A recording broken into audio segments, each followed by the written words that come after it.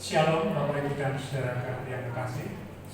Selamat datang dan selamat beribadah di pos jemaat Lamongan Indah. Kami mengucapkan selamat datang, selamat ulang tahun kepada Bapak Ibu dan Saudara yang berulang tahun pada sepanjang minggu ini. Kiranya Tuhan Yesus memberkati. Warta jemaat yang pertama untuk perayaan Paskah. Selesai ibadah, kita akan merayakan Paskah bersama. Mari kita ikuti kuis Alkitab berkelompok, mencari telur, basar pakaian, dan menikmati perjamuan kasih bersama. Untuk persekutuan remaja, mohon Bapak Ibu yang memiliki anak remaja bisa bergabung dalam perayaan Paskah di gereja stadion. Untuk ibadah sekolah minggu diadakan setiap hari Minggu pukul 16. Mari segenap orang tua dapat menghantarkan putra-putrinya yang berusia sekolah minggu untuk dapat hadir dalam ibadah sekolah minggu ini. Ibadah perayaan Paskah Minggu tanggal 5 April 2026 pukul 17. Bagi yang akan mengikuti, disediakan kendaraan dari gereja. Kita berangkat dari Pastori pukul 16. Demikian, ada satu warta jemaat, yaitu berita duka telah dipanggil Tuhan, yaitu Bapak Budi Hartono pada hari Selasa 31 Maret 2026. Dan jenazah sudah dikremasikan pada hari Jumat 3 April 2026 di Kedung Mundu. Segenap majelis jemaat gereja stadion dan pos Lamongan Indah ikut berduka, ikut simpati, kiranya keluarga yang ditinggalkannya diberikan penghiburan dari Tuhan. Demikian warta jemaat, kita akan memulai ibadah Paskah pada pagi hari ini. Marilah kita puji dan agungkan nama Tuhan kita Yesus Kristus yang sudah bangkit. Jemaat dimohon untuk bangkit berdiri. Kita angkat pujian mulia bagi Sang Raja.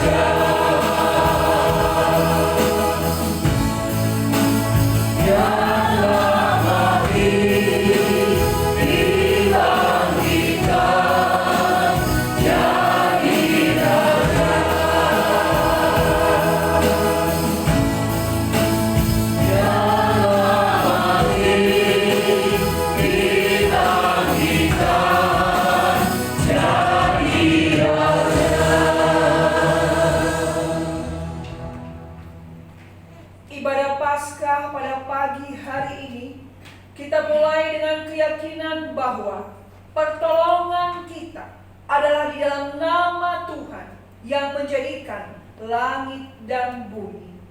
Amin.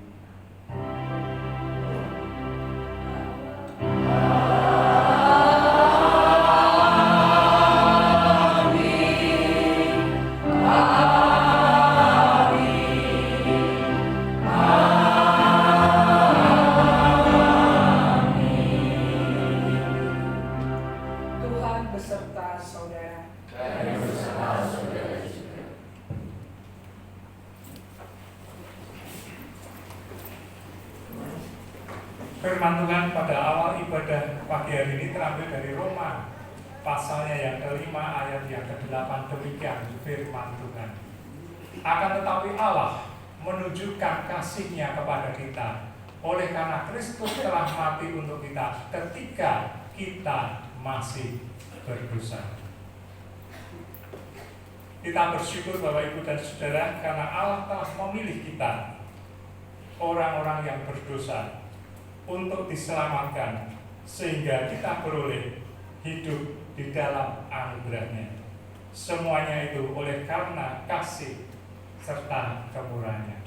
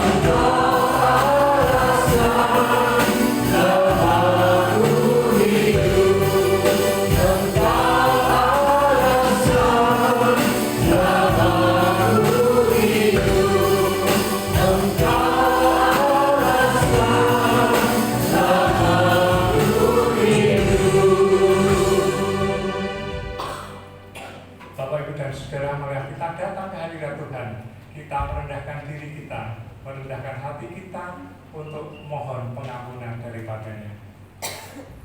Bapa yang ada di dalam kerajaan surga, kami bersyukur Tuhan dan berterima kasih karena Engkau sudah menyertai kami dari hari ke hari sampai hari ini tanpa kekurangan suatu apapun. Engkau sudah melengkapi kami apa yang kami perlukan. Namun Tuhan, kami sebagai manusia selalu saja ada kesalahan kami, selalu ada dosa kami. Karena kami manusia yang lemah Tuhan, seringkali kami meninggalkan Engkau, seringkali kami mengandalkan diri kami Tuhan, seolah-olah kami tidak memerlukan Engkau Tuhan. Oh Tuhan, pada pagi hari ini Tuhan, kami kembali datang ke hadirat-Mu untuk mohon pengampunan dosa kami, untuk mengampuni segala kesalahan kami dan menyucikan kami, sehingga kami kembali menjadi anak-anak-Mu yang menuruti akan segala perintah-Mu. Tuntun kami ya Roh Kudus, sehingga kami bisa selalu mengerti apa yang Engkau kehendaki. Hanya di dalam nama Tuhan Yesus kami berdoa. Amin. Bapak, Ibu, dan Saudara, kita akan mendengarkan berita anugerah dari Tuhan untuk jemaat. Dimohon untuk bangkit berdiri. Dengarkanlah berita anugerah yang terambil dari Yohanes 11 ayat yang ke-25 yang demikian firman Tuhan. Jawab Yesus, "Akulah kebangkitan dan hidup. Barang siapa percaya kepadaku, ia akan hidup walaupun sudah mati." Demikianlah berita anugerah dari Tuhan. Kita bersyukur Bapak, Ibu, dan Saudara, karena Kristus sudah bangkit bagi kita dan mengalahkan kuasa maut serta menghapuskan kita dari segala dosa. Dan sebagai orang-orang yang sudah diselamatkan, kita dengan rasa syukur, mari kita bagikan kabar sukacita kepada saudara-saudara yang ada di sekitar kita dengan memberikan salam dan katakan, Kristus sudah bangkit bagi kita.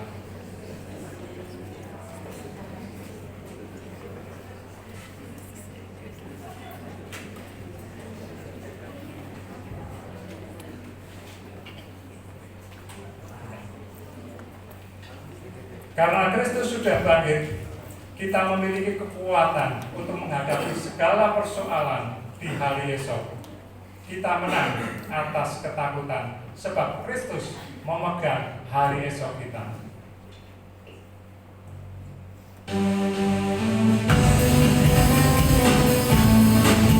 Kita dengan sukacita dan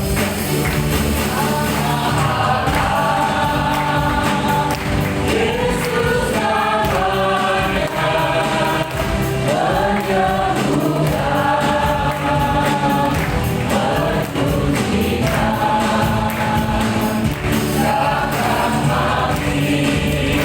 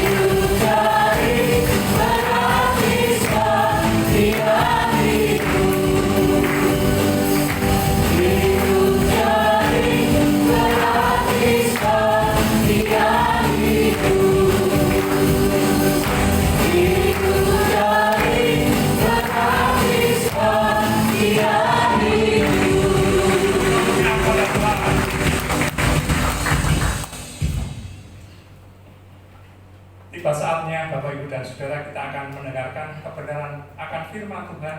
Mari kita persiapkan hati kita, kita persiapkan pikiran kita untuk menerima kebenarannya.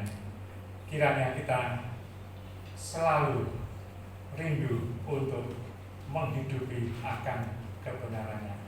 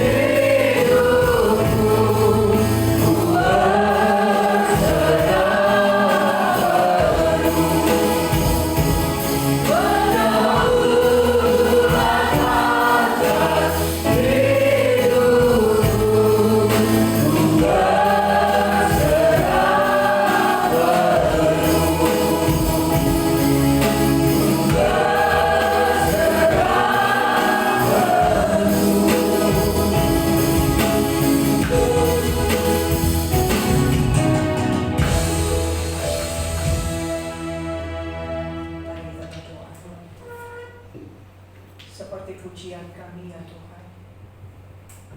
Engkau Allah yang berdaulat penuh atas hidup kami. Sebab Engkau Tuhan semesta alam yang berkuasa atas surga dan bumi, dan juga berkuasa atas hidup kami.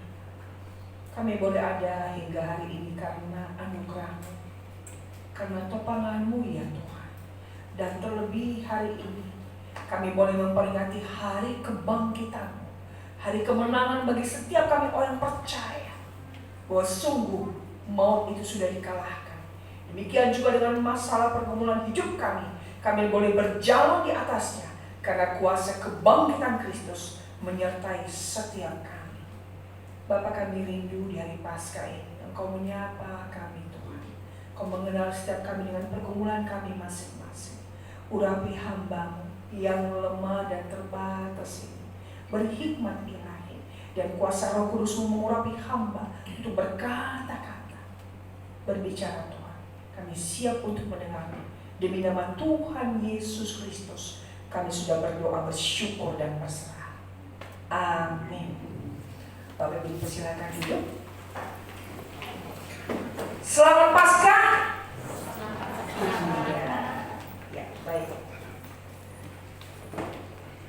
Di Minggu Paskah hari ini kita akan merenungkan sebuah tema, menebus yang masih berdosa. Kalau kita mengenal 2000 tahun yang lalu ketika Yesus bangkit, maka hari itu gempar ya, karena ada berita Yesus bangkit.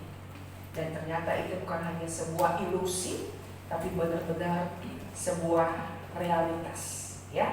Mari Bapak Ibu, saya mengajak kita membaca firman Tuhan dari Yohanes pasal 21 ayat yang pertama hingga ayat ke-19.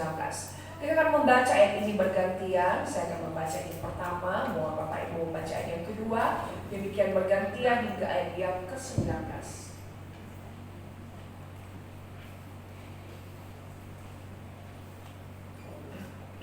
Ya, ayat yang pertama.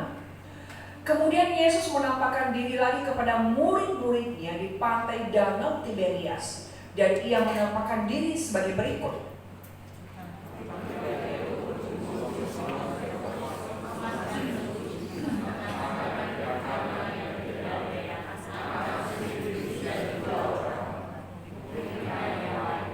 Kata Simon Petrus kepada mereka, "Aku pergi menangkap ikan." Kata mereka kepadanya, "Kami pergi juga dengan engkau." Mereka berangkat lalu naik ke perahu, tetapi malam itu mereka tidak menangkap apa-apa.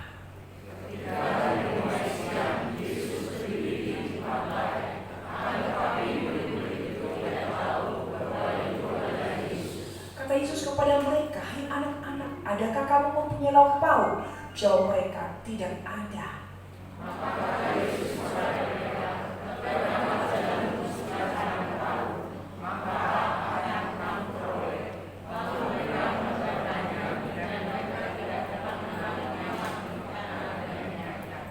Maka murid yang dikasihi Yesus itu, yang Yohanes, berkata kepada Petrus, "Itu Tuhan." Ketika Petrus mendengar bahwa itu adalah Tuhan, maka ia mengenakan pakaiannya, sebab ia tidak berpakaian, lalu terjun ke dalam danau.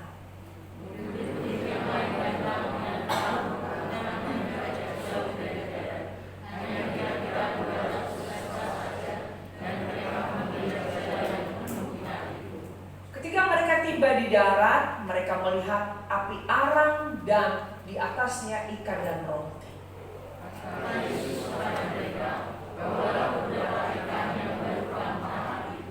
Simon Petrus naik ke perahu lalu menghela jala itu ke darat penuh ikan-ikan besar, 153 ekor banyaknya, dan sungguh pun sebanyak itu jala itu tidak koyak.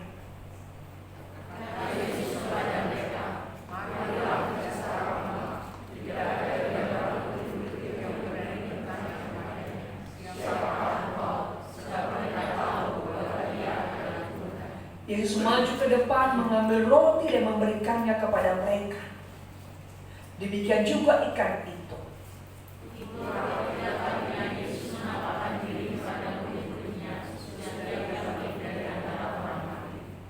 Sesudah sarapan, Yesus berkata kepada Simon Petrus, Simon anak Yohanes, apakah engkau mengasihi aku lebih daripada mereka ini? Jawab Petrus kepadanya, benar Tuhan, engkau tahu bahwa aku mengasihi engkau. Kata Yesus kepadanya, gembalakanlah domba-dombaku. Kata Yesus kepadanya untuk kedua kalinya, Simon anak Yohanes, apakah engkau mengasihi aku? Jawab Petrus kepadanya, benar Tuhan, engkau tahu bahwa aku mengasihi engkau. Kata Yesus kepadanya, gembalakanlah domba-dombaku. Kata Yesus kepadanya untuk ketiga kalinya, Simon anak Yohanes, apakah engkau mengasihi aku?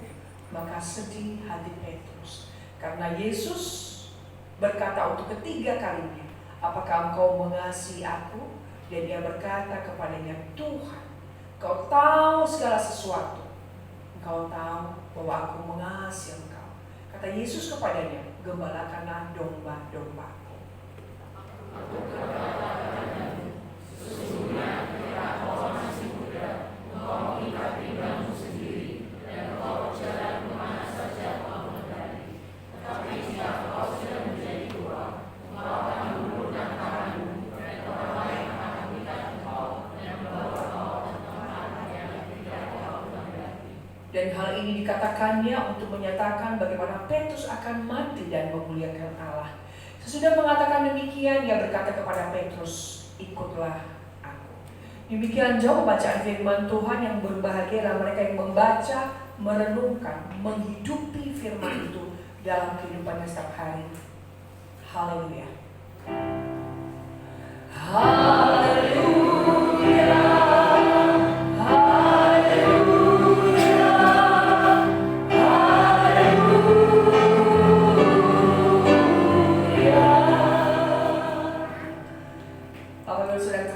Sekali lagi saya ucapkan kepada kita selamat Paskah. 2000 tahun yang lalu kuburan kosong itu menjadi gempar karena wanita yang datang ke sana menemukan bahwa Yesus tidak ada lagi di sana. Perikop yang barusan kita baca ini adalah sangat berhubungan dengan perikop yang kita baca. Dia menebus yang masih berdosa.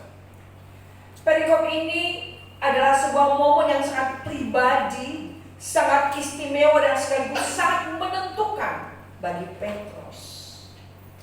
Ini bukannya sekedar percakapan biasa antara Petrus dengan Yesus, tapi ini adalah perjumpaan antara anugerah yang berdaulat dengan hati yang telah hancur dan down.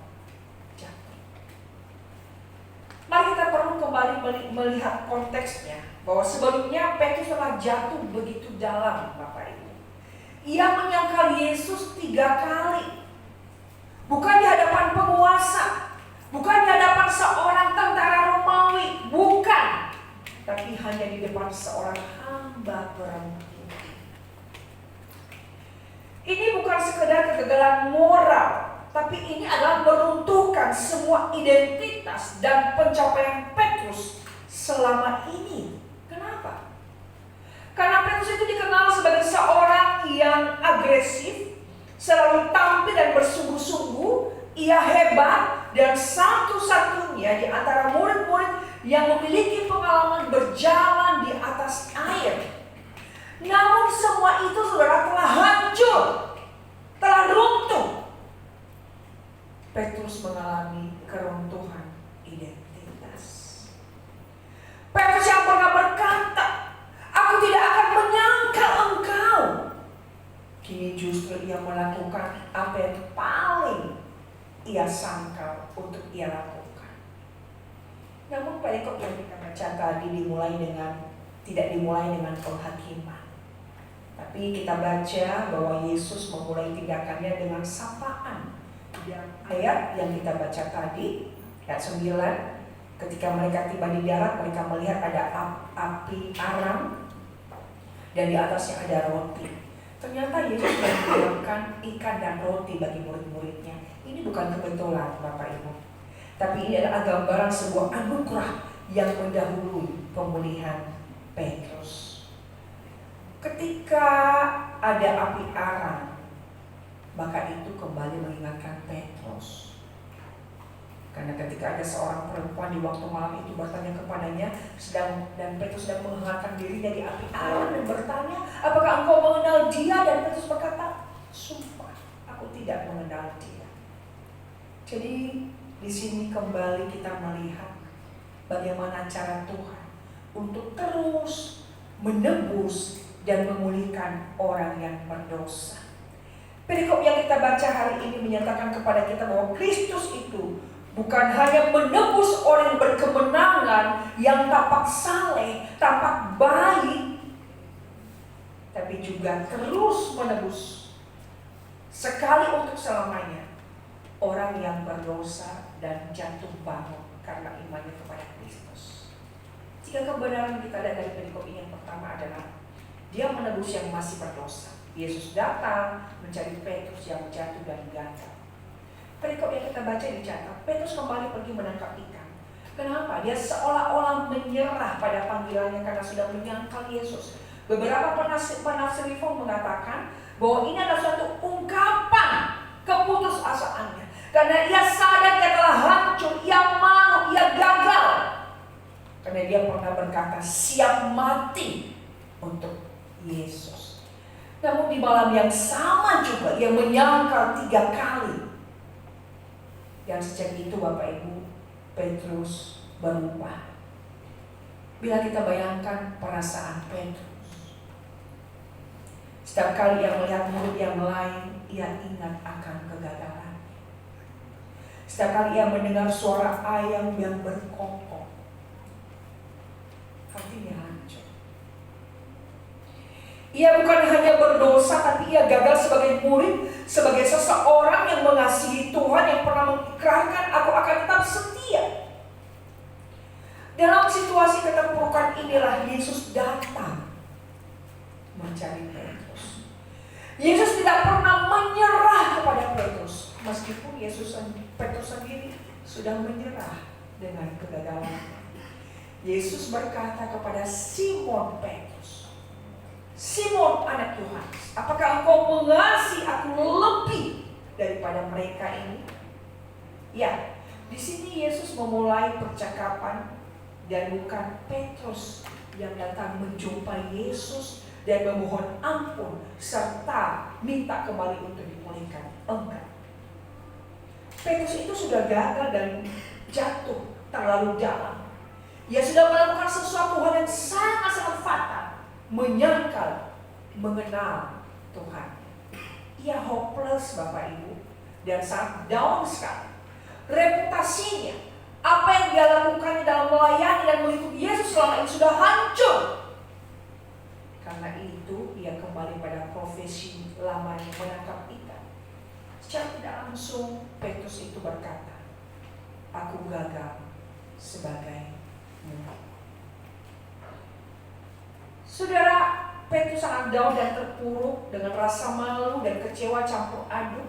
Namun perjumpaan Yesus dengan Petrus di Danau Tiberias ini menyatakan anugerah Tuhan yang masih terus berkarya untuk orang-orang yang gagal dan melakukan dosa.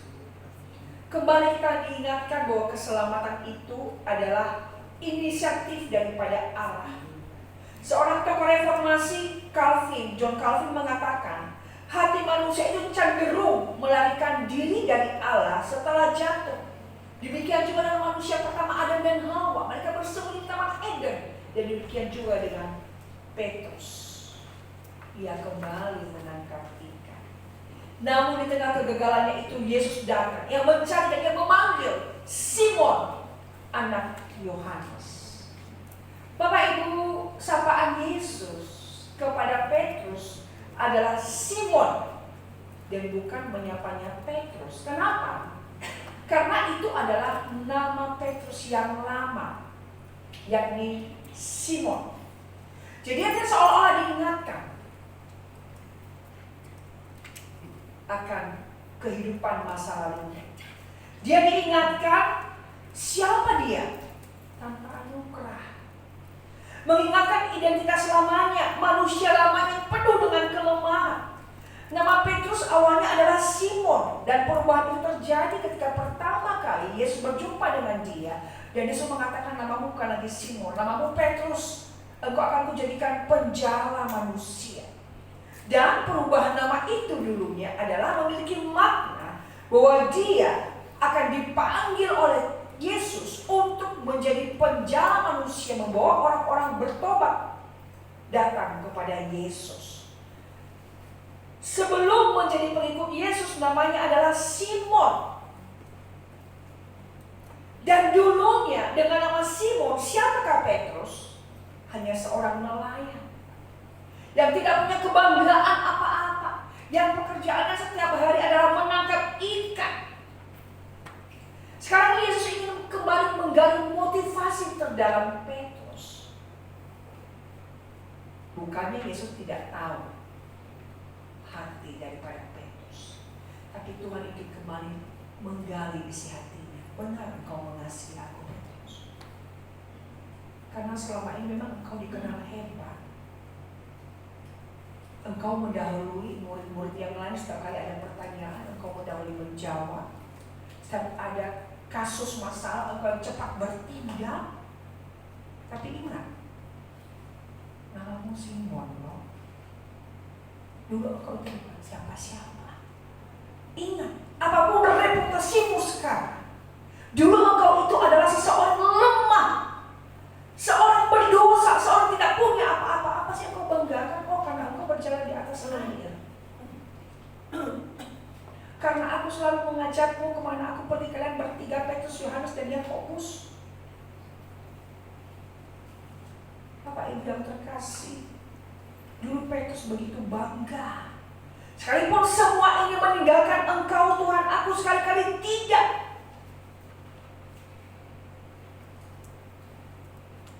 Sekarang Yesus mau membuka hatinya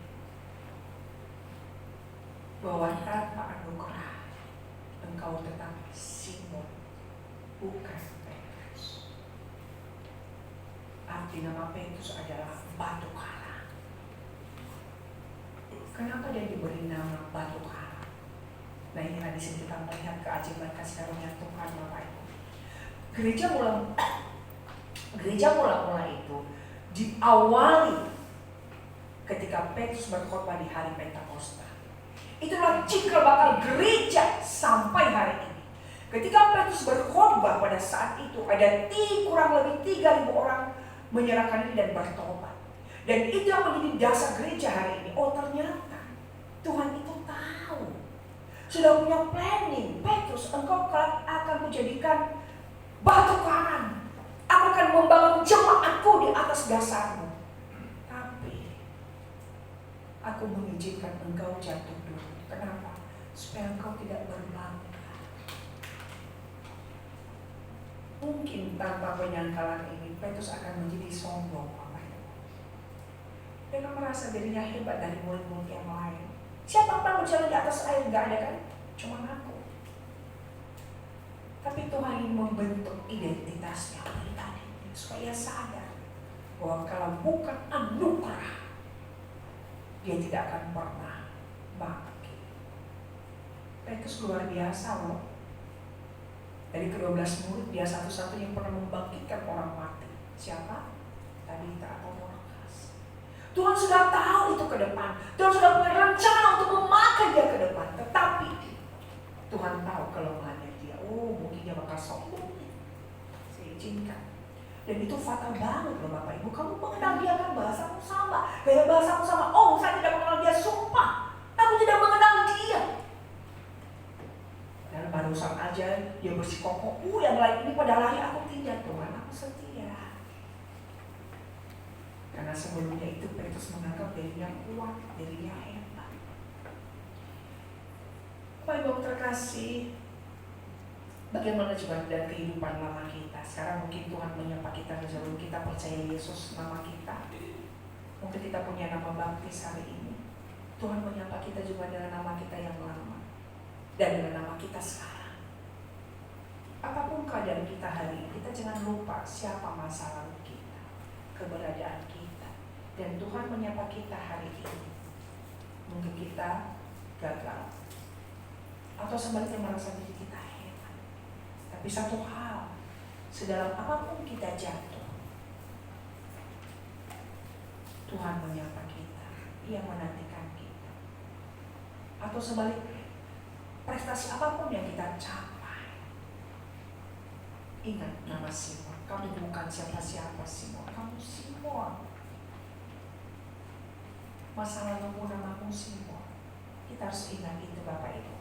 Itu yang pertama kita lihat di sini. Yang kedua, Allah itu menebus yang masih berdosa, tidak dibiarkan melainkan dipulihkan. Ketika Yesus bertanya kepada Petrus 3 kali, apakah engkau mengasihi aku? Dan 3 kali juga Petrus menjawab. Ini bukan kebetulan. Kenapa 3 kali? Supaya paralel, sejajar. Dia 3 kali menyangkal Tuhan, 3 kali ditanya kamu mengenal dia. Dan sekarang Yesus bertanya 3 kali kepadanya. Kenapa? Ini cara Yesus untuk memulihkan dia. Ia tidak berkata, mengapa engkau menyangkal aku Petrus? Tidak. Ia tidak memaksa Petrus mengulang atau mengakui kegagalannya secara dramatis dan menghebohkan. Ibarat orang di pengadilan, terdakwa diminta untuk mengakui. Apa yang kamu perbuat? Kesalahanmu apa? Menyolong, mencuri, berbohong, korupsi. Utarakan. Yesus enggak. Tapi dengan sapaan dia hanya berkata kepada Petrus 3 kali. Apakah engkau mengasihi aku? Yesus membawa Petrus pada sebuah pengakuan kasih yang lahir dari kesadaran. Dari hati yang hancur, dari reputasi yang gagal. Sehingga dia mengaku, benar Tuhan, aku telah hancur, tapi aku mengasihi engkau. Kata Yesus kepadanya, gembalakanlah domba-dombaku. Setiap kali Yesus bertanya kepadanya, dan Yesus selalu melanjut, gembalakanlah domba-dombaku. Setiap kali jawaban Petrus ada, langsung diikuti dengan kalimat penegasan, gembalakan domba-dombaku. Bapak Ibu, secara logika, secara manusia, seharusnya Petrus didiskualifikasi. Haknya dicabut untuk menjadi tim pengikut Yesus.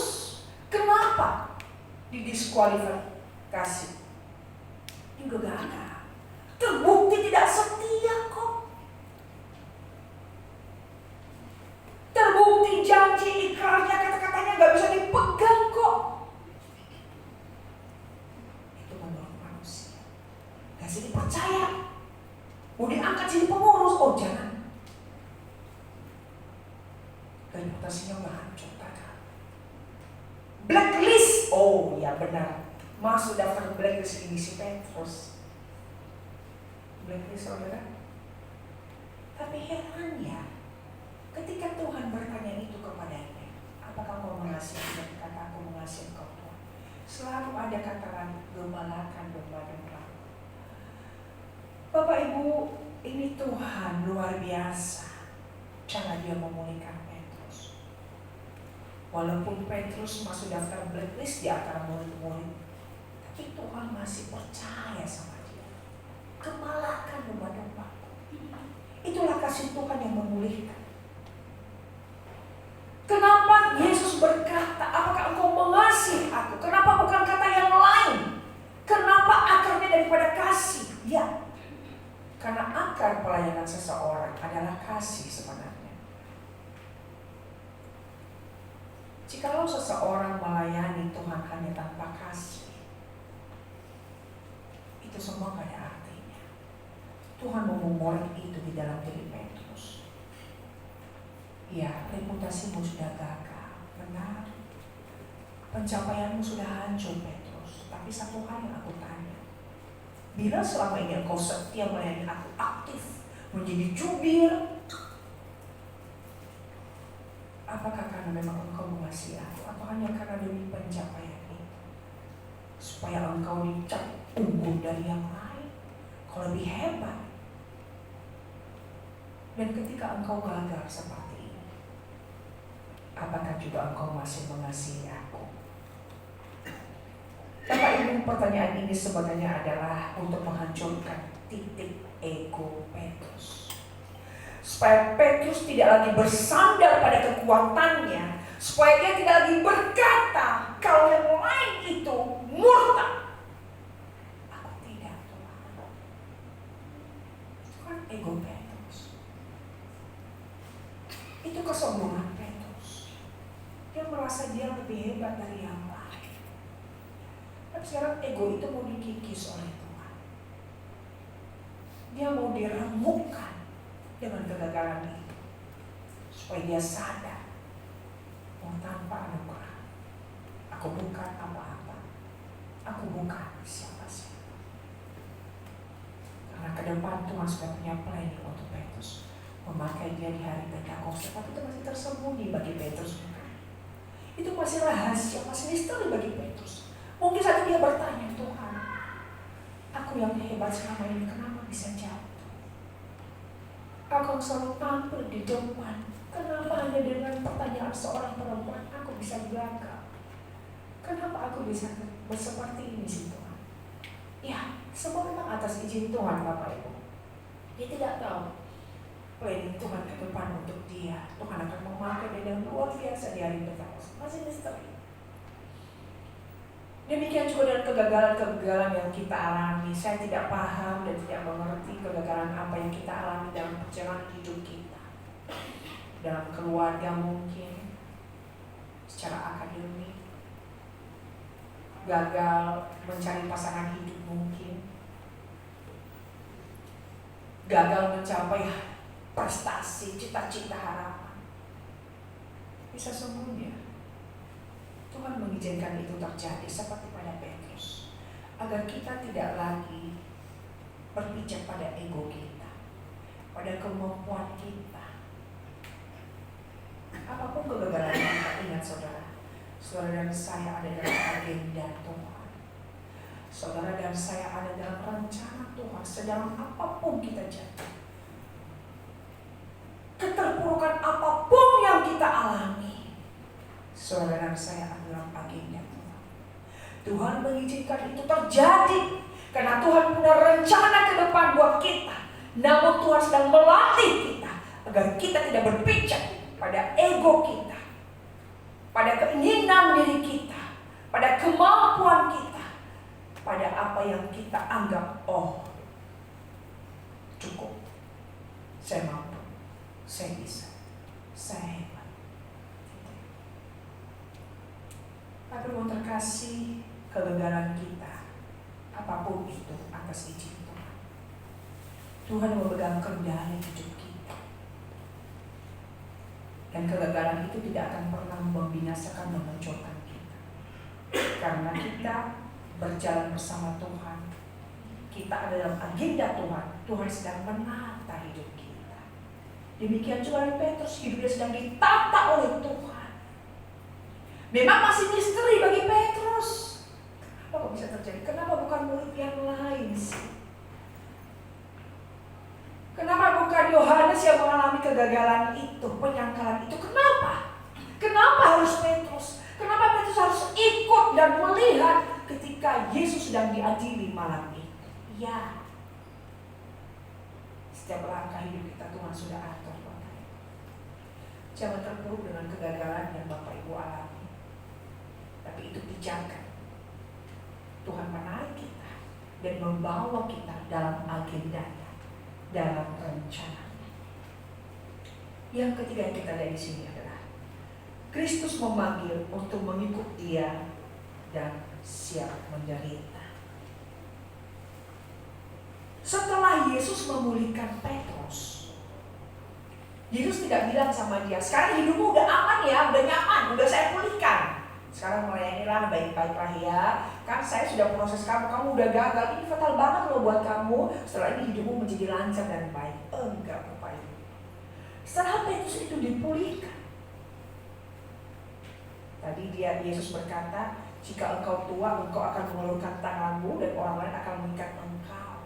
Ini adalah sebenarnya sejarah tradisi mengatakan Petrus itu meninggal dengan kepala ke bawah, kaki di atas. Karena dia sendiri yang meminta, karena dia merasa tidak layak disalibkan dengan kepala ke atas. Yesus disalib dengan kepala ke atas, dia merasa aku tidak layak. Tuhanku disaat kepala ke atas. Aku tidak layak. Aku disalib dengan kepala di bawah. Bayangkan Bapak, dari seorang penakut menjadi seorang pemberani, bahkan siap mati untuk Yesus.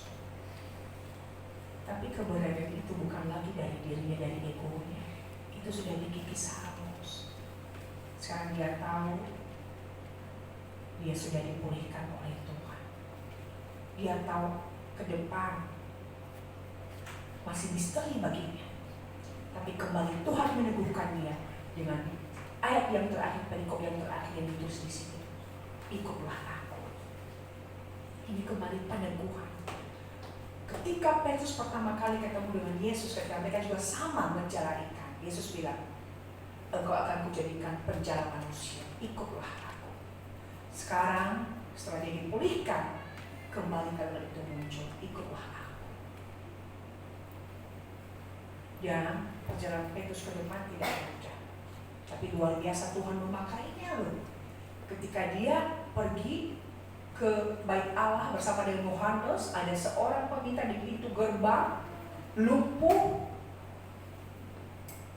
Dia mau meminta, Yesus bilang, Petrus bilang, emas dan perak tidak ada padaku, tapi dalam nama Yesus orang lain itu berjalanlah. Dia berjalan loh. Ketika dia mendoakan Tabita bisa bangkit hidup lagi. Seringkali orang itu takjub dengan hasil akhir. Hebat ya Petrus, luar biasa. Tapi Bapak Ibu, kita tidak ada ketika dia gagal, bukan. Ketika dia menyangkal Yesus, dan Alkitab mencatat, kalau nggak salah Lukas atau Matius, ketika ayat berkongkol, Yesus menatap Petrus dari jauh, tatapan mereka bertemu. Petrus mengambil. Dan akhirnya kita mencatat lalu Petrus pergi dan menangis dengan sedih. Seringkali kita melihat orang itu di hasil akhir, ketika dia sukses, berhasil luar biasa, kita takjub. Tapi kita tidak pernah ada ketika dia sedang dibentuk oleh Tuhan. Ketika diproses oleh Tuhan, kita tidak ada di sana. Tapi justru Tuhan mengizinkan itu terjadi. Karena rencana Tuhan dalam hidup Petrus luar biasa. Ya Bapak Ibu, hari ini juga Tuhan membangkitkan kita, memulihkan kita kembali, apapun kegagalan kita. Dan dia berkata kembali, menegaskan kepada kita, ikutlah aku. Bapak Ibu yang terkasih, biarlah pengalaman Petrus ini boleh mengingatkan kita. Bahwa di tengah kegagalan kita, kehancuran kita, di tengah ketidakberdayaan kita, ia bertanya juga kepada kita, apakah engkau mengasihi aku? Dan Yesus tidak bertanya kepada Petrus dan juga kepada kita, apakah engkau sempurna, Maria? Apakah engkau bisa dipercaya, Maria? Apakah engkau mampu, Maria?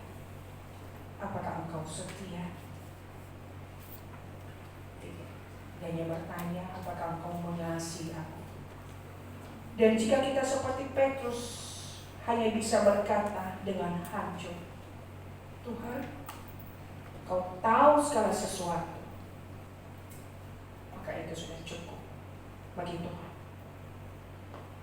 Karena keselamatan kita tidak bergantung pada kekuatan kasih kita kepada Kristus, tetapi pada kesetiaan kasih Kristus kepada kita. Sekali lagi, keselamatan kita tidak bergantung pada kekuatan kasih kita kepada Kristus, tapi pada kesetiaan kasih Kristus kepada kita yang selalu memegang kita.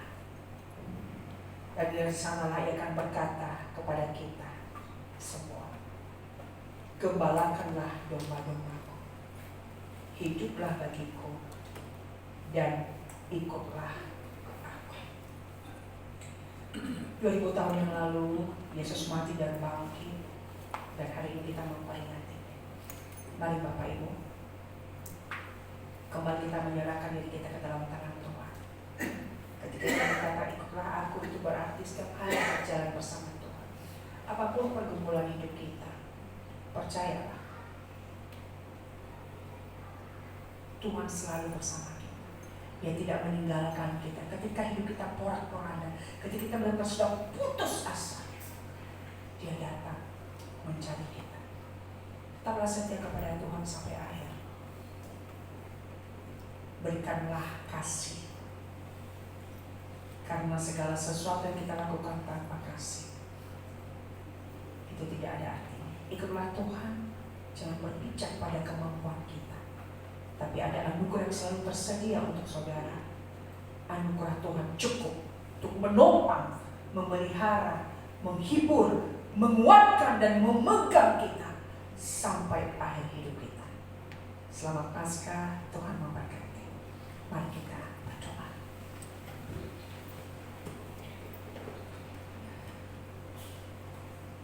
Bapa yang kami kenal dalam diri Tuhan kami Yesus Kristus, kami bersyukur, kami belajar dari pengalaman Petrus, seorang yang gagal, tidak pernah Engkau buang Tuhan, tapi justru Engkau datang mencari dan memulihkan dan memakainya dengan luar biasa. Tuhan juga mengenal setiap kami. Ada banyak kegagalan di dalam hidup kami, Tuhan. Janji-janji dan komitmen kami kepada Tuhan untuk setia. Setia membaca Alkitab, setia melayani, setia berdoa, setia beribadah, setia hidup lebih baik, setia untuk hidup kudus, setia untuk tidak jatuh di dalam dosa. Tapi ketika Engkau mendapati diri kami tidak lebih baik dari Petrus, Tuhan. Engkau mengizinkan kami gagal supaya kami tidak lagi melihat diri kami sebagai sosok yang hebat. Tapi Tuhan menyadarkan kami bahwa sungguh tanpa anugerah Tuhan kami bukan apa-apa. Kami bukan siapa-siapa. Kau mengenal setiap kami yang hadir pagi hari ini, Tuhan. Kami rindu dengan kebangkitan Tuhan. Engkau memulihkan kami kembali. Mungkin selama ini iman kami, rohani kami suam-suam pukul. Iman kami telah menjadi lemah. Kami mungkin kecewa kepada Tuhan. Kami mungkin putus asa. Atau mungkin kami sudah meragukan kasih Tuhan dalam hidup kami. Karena begitu berat pergumulan hidup yang kami alami. Kami putus asa, iman kami menjadi tawar, Tuhan. Bapa, kami percaya Engkau datang menjumpai dan menyapa kami, memulihkan kami kembali. Karena hidup kami, termasuk kegagalan kami, ada dalam agenda. Bangkitkan kami, baharui kami, pulihkan kami, dan pakai hidup kami menjadi bencana yang Engkau pakai untuk menyatakan kasih-Mu bagi orang-orang yang ada di sekitar kami, keluarga kami, di tempat pekerjaan kami, di tempat kami kuliah atau sekolah, dimanapun kami berada. Ini hidup kami, Tuhan. Pakailah menjadi bencana bagi. Berkati jemaat-Mu di tempat ini, jemaat Lamongan, pertumbuhannya, imannya, kerohaniannya Tuhan berkati.